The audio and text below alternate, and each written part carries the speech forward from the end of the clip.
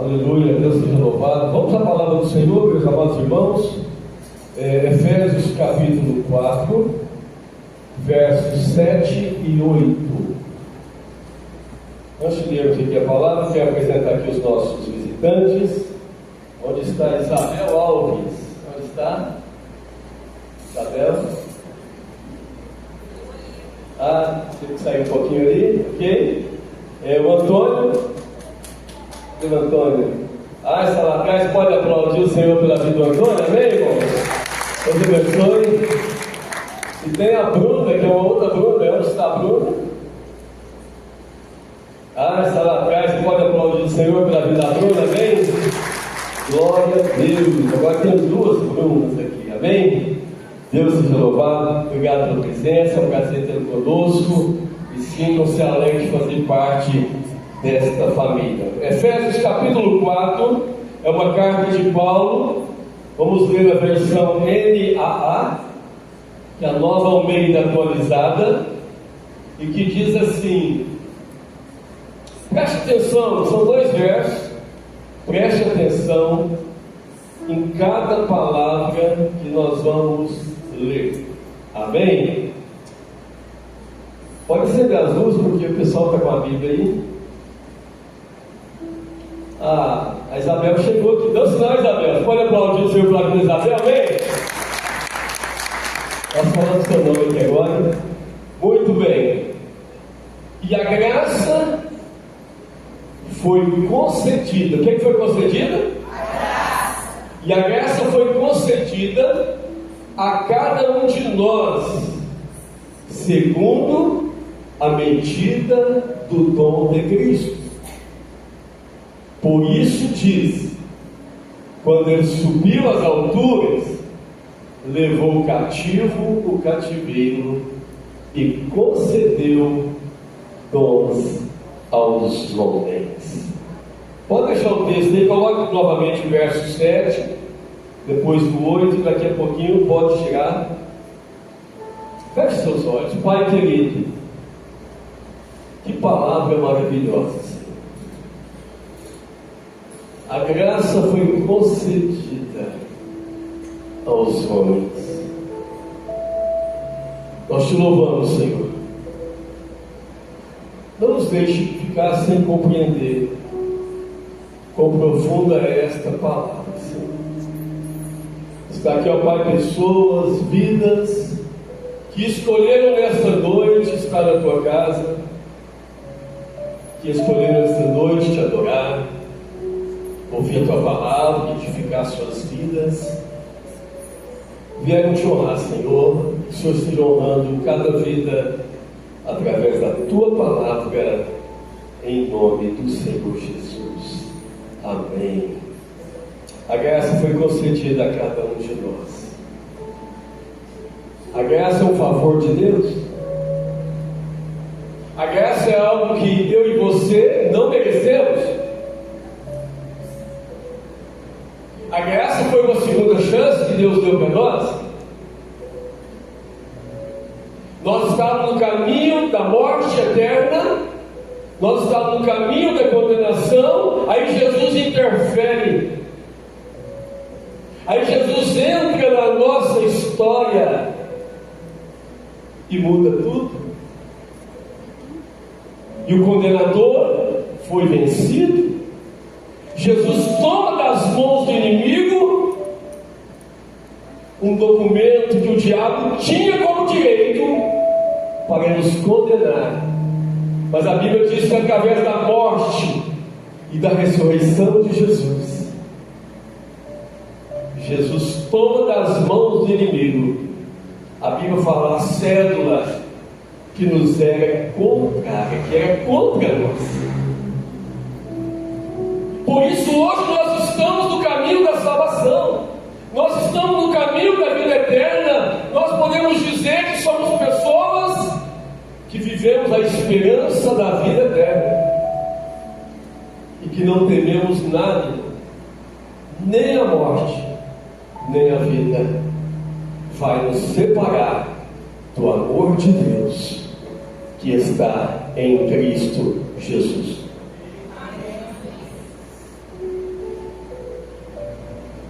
E ali na cruz ele se entrega por nós. Não trate isso como algo comum e simples.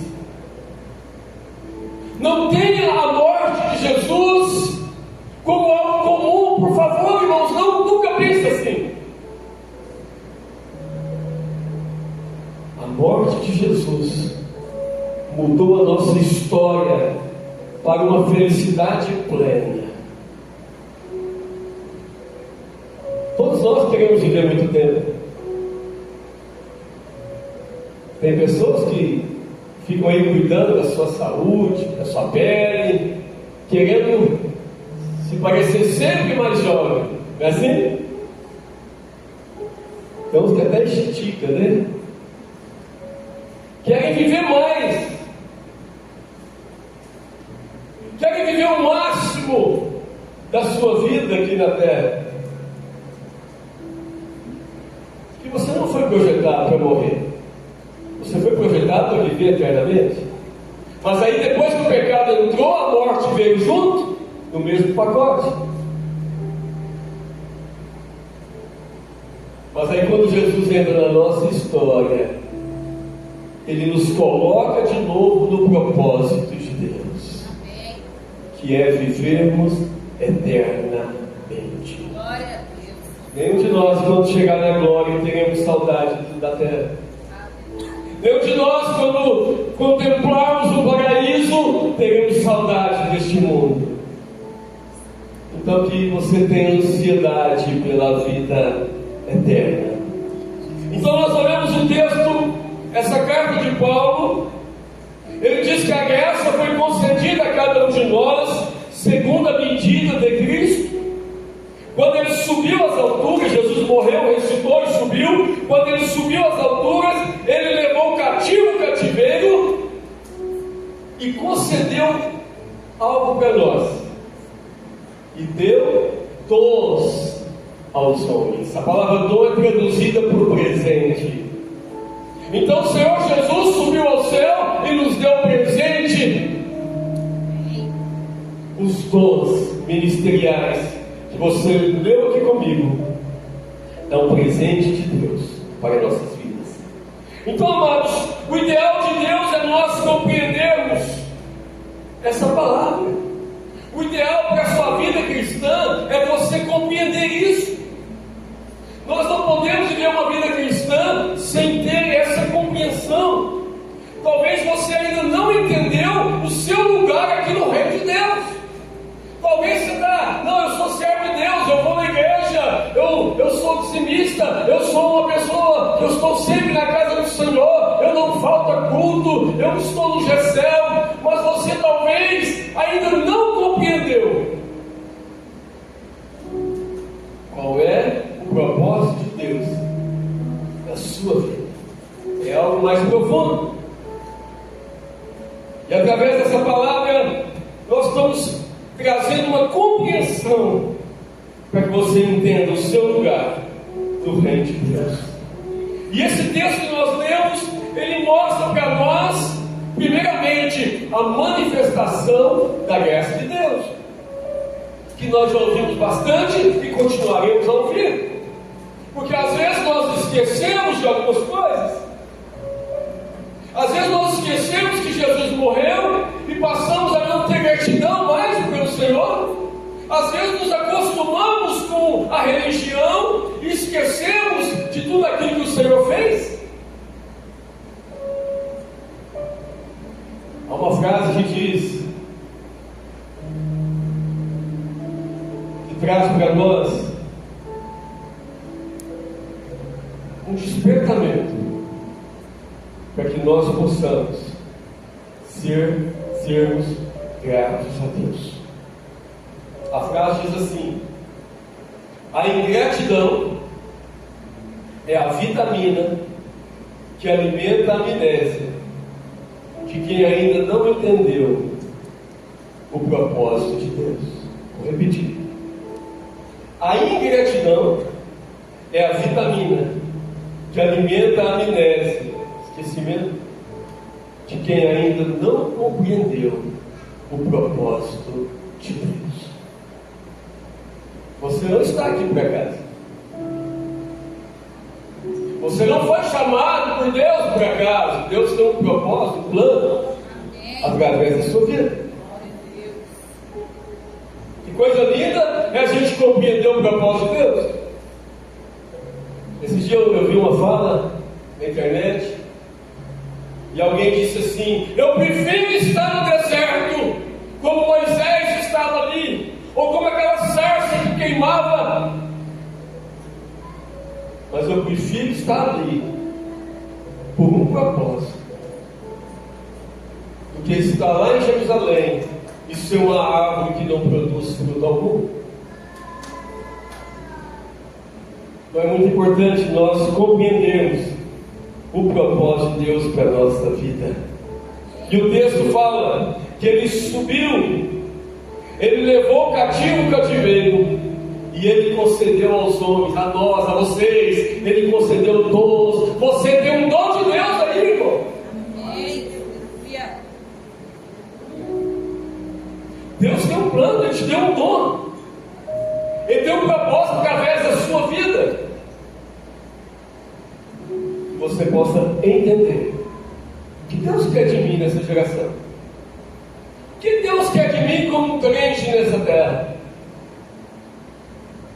Então nós vamos compreender ainda um pouquinho mais, que eu e você possamos compreender como nós vamos funcionar aqui nesse ano de 2025. Vai ser diferente do que foi o 2024. Embora 2024 foi um ano maravilhoso para nós, mas 2025 não vai ser maravilhoso, vai ser extraordinário. E cada um de nós entendendo o chamado, frutificando no reino de Deus, nós vamos ver vidas sendo ganhas para o Senhor Jesus. E eu fiz um propósito de projeto de 100 ovelhas. Eu estava lá no concílio e eu falei para o pastor lá, eu falei assim: eu estou voltando para Uberaba, o bispo me nomeou novamente para Uberaba, e eu estou voltando, porque desde dezembro eu estava com esse projeto. Eu falei: se eu voltar para Uberaba, eu vou plantar esse projeto. Aí contando lá para o pastor, ele falou assim: qual é o projeto? 100 vidas para Jesus esse ano. Sabe quando a pessoa não tem muita fé? Aí falou assim: amém.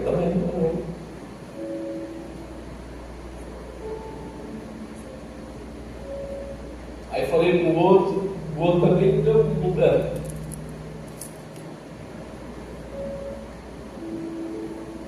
Às vezes alguém pensa assim que eu sou um sonhador, mas eu sou um sonhador.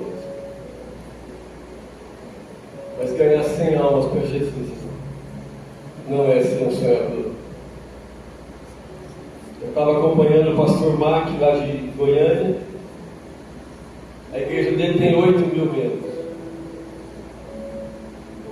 E eu vi o culto da virada lá deles na internet. Eu assisti no YouTube. E ele falou assim, lá na igreja dele, ele falou assim: aqui, irmãos, vai ser o ano da salvação, e esse ano nós vamos ganhar 2.000 almas. Eu pensei: quem que é? Eu só com 100. Cara, fez um propósito de ganhar 2.000 almas para Jesus esse ano, irmão. E tem gente que acha que eu sou um sonhador. Tem gente que acha que 100 almas é difícil. Não é, irmão. Pelo poder do nome de Jesus, nós vamos frutificar muito mais no reino. E ganhar 100 almas do Senhor, para mim é falta de fé.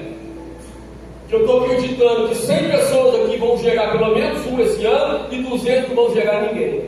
Porque nós somos 300. Não é isso a matemática? Vocês compreenderam? Eu estou dizendo que 100 pessoas vão gerar mais um, porque ovelha gera ovelha. E eu estou dizendo que 200 não vão gerar nada, vão ficar.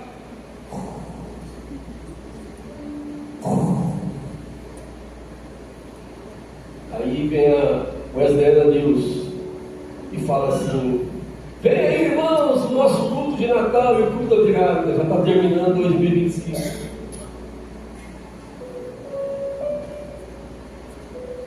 Deus não te projetou para isso.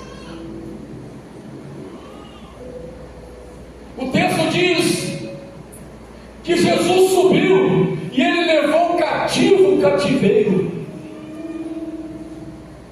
Nós vamos compreender um pouco mais daqui a pouco sobre essa parte.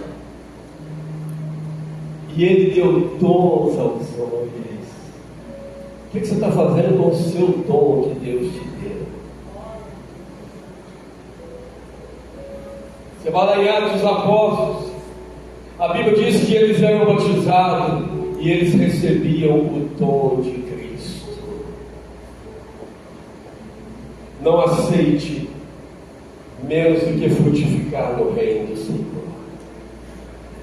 Você não é uma árvore para ser cortada e lançada no fogo, porque Jesus disse que a árvore que não dá fruto é cortada e lançada no fogo. Não, você foi projetado para ser uma árvore que dê frutos e o fruto permaneça.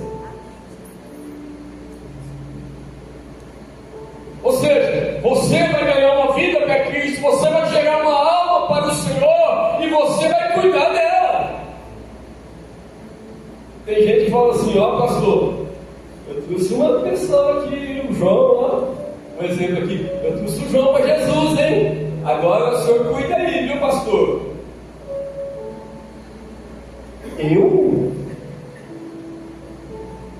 Aí cada um vai trazer um e o pastor vai cuidar dos 300. Você sabe que a pessoa quando converte, ele é um bebê na fé. Aí nós vamos pôr sem uma madeirinha aqui, ó, para todo mundo. Não, irmão. Quem cuida é quem gerou. Por isso que muita igreja não vai para frente. Por isso que muita igreja está com as portas, a porta dos fundos, como o presbítero André falou aqui.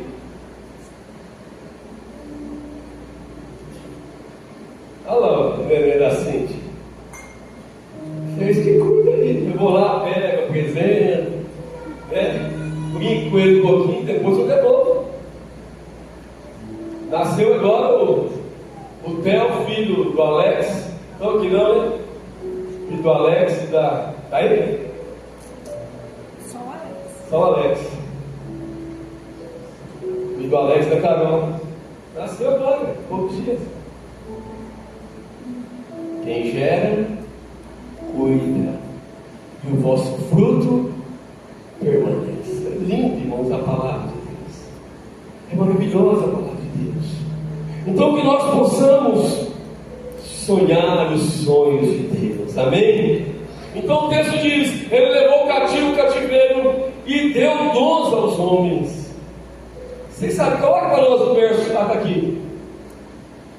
Quando subiu às alturas, levou cativo o cativeiro e concedeu dons aos homens. Vocês sabiam que esse texto, o verso de baixo, é uma repetição de um salmo? É uma repetição de salmo. O Salmo 68, lá no verso 18, fala exatamente isso: levou cativo o cativeiro. Aleluia. E Jesus então faz com que essa palavra se cumpra. E Jesus então, ele leva cativo o cativeiro, que nós vamos entender já já. Mas lá no Salmo, o salmista Davi, que escreveu o Salmo 68, ele fala que Israel estava pelejando contra os inimigos. Israel estava lutando as batalhas, porque naquela época tinha muitas guerras. Israel estava pelejando, e a Bíblia diz que o povo de Deus triunfou, irmãos. E o povo venceu. Eles venceram os inimigos. E aí Jesus repete essa mesma palavra: levou o cativo o cativeiro. Está dizendo o quê? Que Jesus ali na cruz também venceu. Jesus triunfou ali na cruz do Calvário. Ele venceu as nossas batalhas. Você é derrotado? Talvez muitos aqui é como eu, de uma família sem esperança, de uma família que não acreditava em Deus, uma família de idolatria, uma família que meu pai se embriagava todo dia ao ponto de quebrar a casa, destruir tudo. Eu vivi nessa família, eu cresci numa casa assim, amados.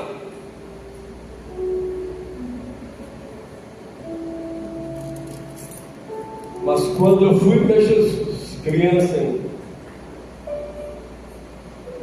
o Senhor começa a mudar a história da minha família. Olha o poder do nome de Jesus. Olha o poder daquilo que o Senhor realizou por nós na cruz. Lá no Salmo 68, o povo de Deus venceu os inimigos, e a Bíblia diz que eles triunfaram, e se cumpriu essa palavra, levou cativo o cativeiro. Porque eu não sei se todos sabem aqui, mas quando eles tinham guerras lá antigamente, que eles venciam os inimigos, matavam os inimigos, eles pegavam toda a riqueza que os inimigos tinham, os animais, a prata e o ouro, toda a riqueza, tudo que era de valor, era levado para a nação que venceu a batalha. Era chamado de despojo. E aqui Jesus então faz cumprir o Salmo 68 ali na cruz. Ele morre. Muitos pensaram assim: Jesus morreu. Os sacerdotes fizeram festa. Muitos pensaram: agora esse Jesus aí foi vencido, morreu. Mas ao terceiro dia foram lá no túmulo, o túmulo estava aberto. Os 4 soldados que estavam vigiando o túmulo dormiram num sono tão pesado que nem viram Jesus ressuscitar. Mas as mulheres que tinham ido ao túmulo, elas viram Jesus ressurreto. Ele morreu a minha morte, a sua morte. Ele levou cativo o cativeiro. Você agora não está debaixo do cativeiro do inimigo. Jesus venceu o seu cativeiro. Glória a Deus. Jesus venceu a sua condenação. Jesus pagou a nossa fiança e nos coloca no lugar de glória. Então o texto fala que ele levou cativo o cativeiro, e ele, quando voltou ao céu, ele distribuiu dons aos homens. Eu e você não podemos ficar parados. Eu e você não podemos ficar de braços cruzados enquanto pessoas estão caminhando a passos largos para o abismo. Você é uma ovelha que vai gerar mais ovelhas. Você vai gerar, você vai cuidar. E lá no dia do batismo você vai estar lá assim, olhando o batismo e as lágrimas descendo nos seus olhos. E você vai dizer: valeu a pena. Mais uma alma que não vai para o inferno, mas vai ser recebida na glória. Deus te deu dons para isso. O texto diz: e ele concedeu dons aos homens. Jesus venceu as nossas batalhas. Ele triunfou sobre a morte.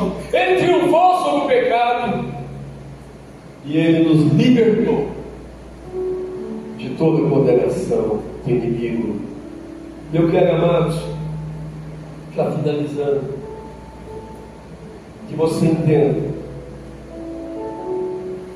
onde você deve estar no reino de Deus. Coloque para nós Efésios 4, só que agora está para o versículo 11 e 12. Você vai tentar se achar agora nesse verso 11. E ele mesmo concedeu uns para apóstolos, e outros para o quê? E outros para o quê? E outros para o quê? E outros para o quê? Qual o objetivo? Com vistas ao aperfeiçoamento dos santos, para o desempenho do seu serviço, para a edificação do corpo de Cristo. Você e eu não podemos aceitar ficarmos parados no reino de Deus. Nós vemos aqui os dons ministeriais. Ele nos deu dons e você está inserido em pelo menos um daqueles ali, amados.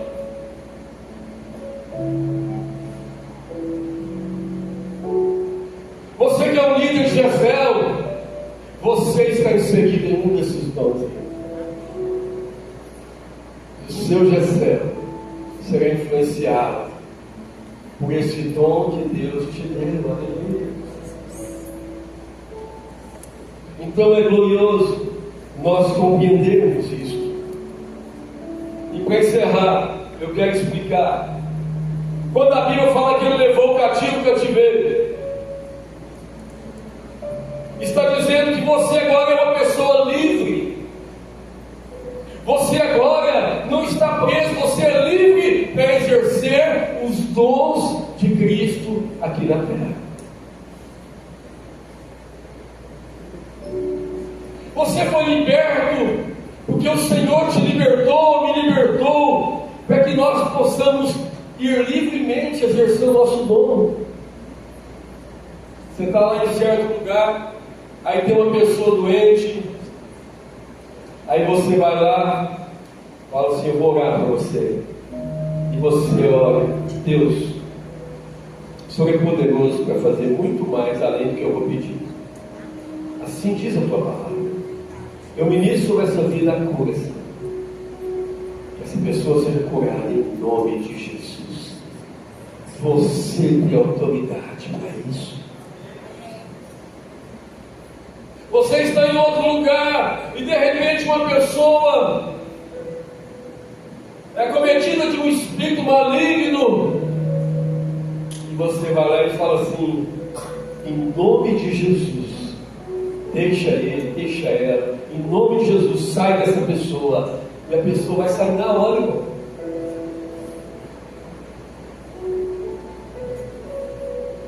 Vai acontecer na hora. Você, quem sabe, está dentro do elevador e entra uma pessoa, ou você está caminhando no Uber. Glória a Deus, eu cheguei de Uber. E eu gosto de olhar o nome do motorista. E o nome do motorista é Elias Gabriel. Se eu perder uma dessa, eu estou enrolado. Se eu não pegar esse homem, eu estou lascado. Aí eu fui conversando com ele, ele gostou da prosa, me apresentei como pastor. Quando parou aqui na porta, eu convidei ele para o culto. Ele falou que vai ver. Descobri que o filho dele tem uma loja aqui na Prudente Moraes, loja de tintas.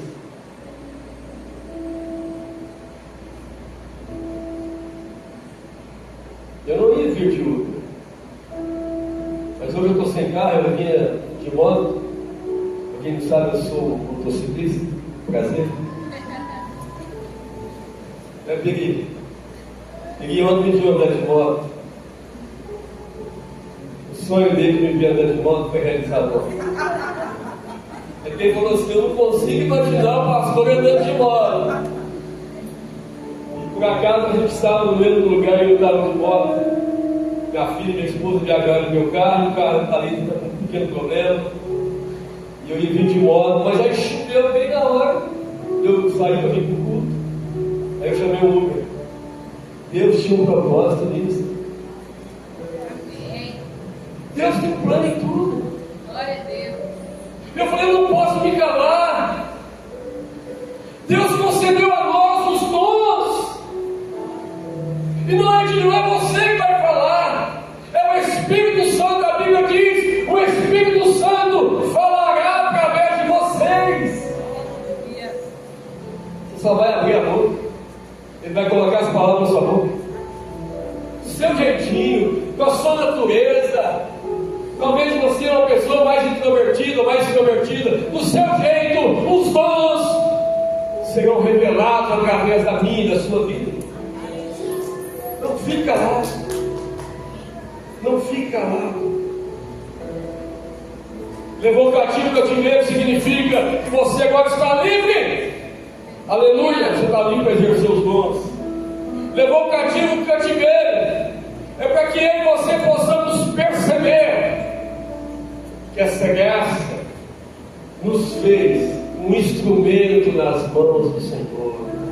Tem gente que é usado lá no GECEL, tem gente que é usado aqui no Ministério do Louvor, tem gente que é usado lá na igreja da criança, ali na porta, lá na portaria lá embaixo, lá no seu trabalho, onde você estiver, você vai estar exercendo os dons que Deus te deu. O texto fala: levou o cativo o cativeiro e concedeu dons aos homens. Você tem talento, enterra seu talento todo. Fala assim: hoje, esse ano, eu vou levar uma vida para Jesus. Amém. Fala assim: ó pastor, eu estou junto com o senhor aí nesse projeto. Eu não vou ficar fora desse projeto de ser ovelhas. Eu estou colado. Nós temos que caminhar juntos, irmãos. Podemos encontrar a obra do Senhor. Às vezes tem pessoas que falam assim: eu não vou mexer isso não. Eu não concordo com o pastor não. Não, irmãos, concorde comigo. O Espírito Santo está me guiando. Deus me colocou aqui nesse lugar com o propósito dele. Eu estava lá na Bahia, irmãos, estava muito bem lá, uma grande igreja lá, várias pregações. Aí o bispo delegado bateu no meu ombro assim e falou assim: pastor Marcos, eu tenho um propósito com você lá em Minas, e é próximo da sua família. Minha família é de Uberlândia. Eu não imaginava que ia liberar. Já estou aqui 10 anos, vamos 14. Nunca reclamei, nunca murmurei, nunca disse está difícil, por quê? Eu vou deixar uma filha aqui a 1.200 quilômetros, bispo.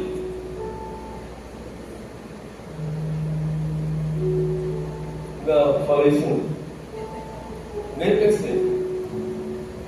Falei: eis-me aqui. Que os dons que o Senhor revelou se cumpram na minha vida. Então levou o cativo o cativeiro. Significa que você está livre. Significa que você se tornou um instrumento nas mãos de Deus. Significa que todos nós fomos chamados, porém com habilidades diferentes, um de um jeito, outro do outro. É uma diversidade. Deus vai usando, mas que você não aceite menos do que gerar vidas para o Senhor. Porque ovelha sadia dá cria. Fala comigo: ovelha sadia, ela dá cria. Amém?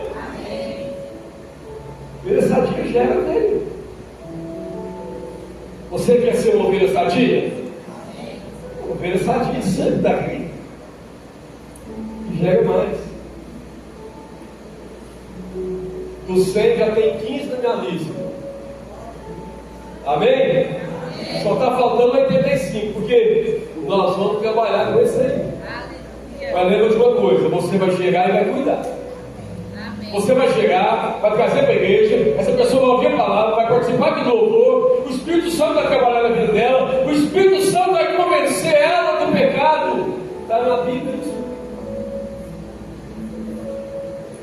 Aí você vai lá no GECEL, você vai acompanhar no GECEL, e você vai perceber que aquela ovelha vai ficando forte. Não vai desviar, você vai estar forte no Senhor. Levou o cativo o cativeiro.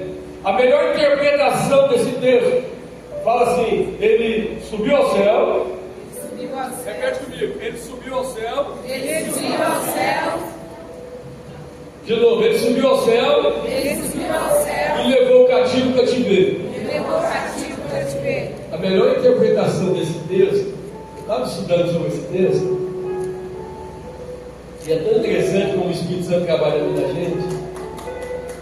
E eu via alguns teólogos, algumas pessoas assim, que são estudiosas da Bíblia, eles entendiam de uma forma, aí outros tinham uma outra forma de entender, mas tudo assim, coisa linda. Aí eu estava em casa lendo essa palavra, o Espírito Santo me deu outra forma. Porque o Espírito Santo trabalha na vida de cada um, em cada ambiente, em cada necessidade. Mas a melhor interpretação dessa frase, levou o cativo cativeiro, é você entender o seguinte. Olha aqui, estranho isso aqui. Os homens são inimigos de Deus. Os homens são inimigos de Deus. Por quê? Por causa do pecado.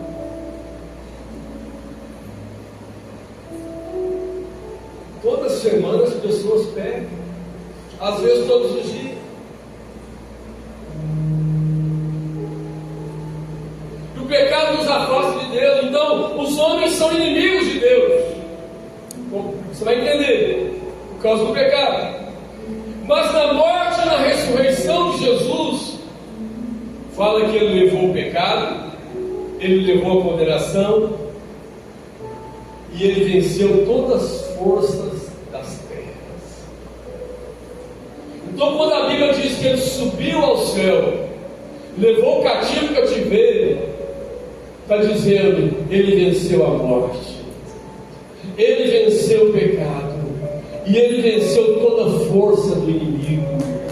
O inimigo fica rodeando você, o inimigo fica em volta de você, ele fica ali ao nosso derredor, a Bíblia diz, mas os anjos estão ao redor. O inimigo está ao derredor, fugindo como um leão, querendo te cagar, mas os anjos estão ao seu redor.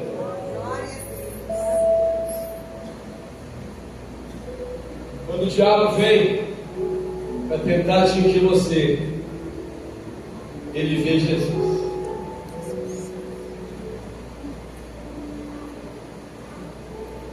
E a Bíblia diz que ele foge. Diz que você não pode abandonar Jesus nunca. Diz que Jesus tem que ser o seu escudo, a sua força. Quando o diabo ele faz um programa para atacar você, ele vai ver Jesus. A Bíblia diz que o diabo vai dar umas voltas por aí, e depois ele volta e fica olhando. Se você não abandonou Jesus, aí ele fala, Jesus está ali, ele vai dar umas voltas. Aí ele olha, Jesus está guardando ele. Porque a Bíblia diz, se encontrar a casa vazia, presta atenção nisso. Se encontrar a casa vazia, o diabo é. E a situação daquela pessoa se torna pior do que é antes.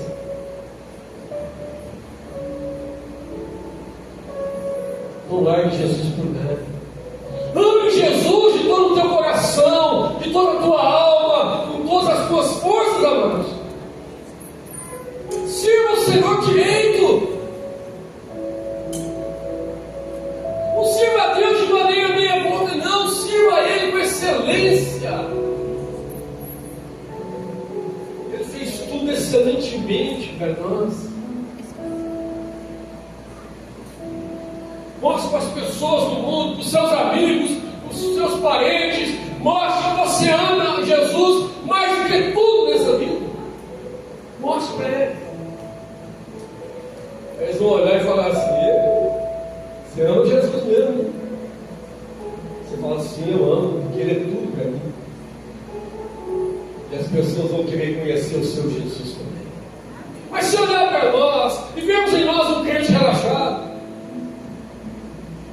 as pessoas vão perceber. Os nossos filhos vão perceber se nós somos crentes relaxados ou não. Os nossos filhos estão nos vendo.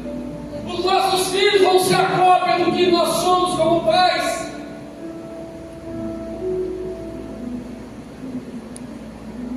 Seu filho te ver ajoelhado orando, ele vai querer orar. Seu filho vê você sendo fiel ao Senhor, servindo a Deus, ele também vai querer do mesmo exemplo.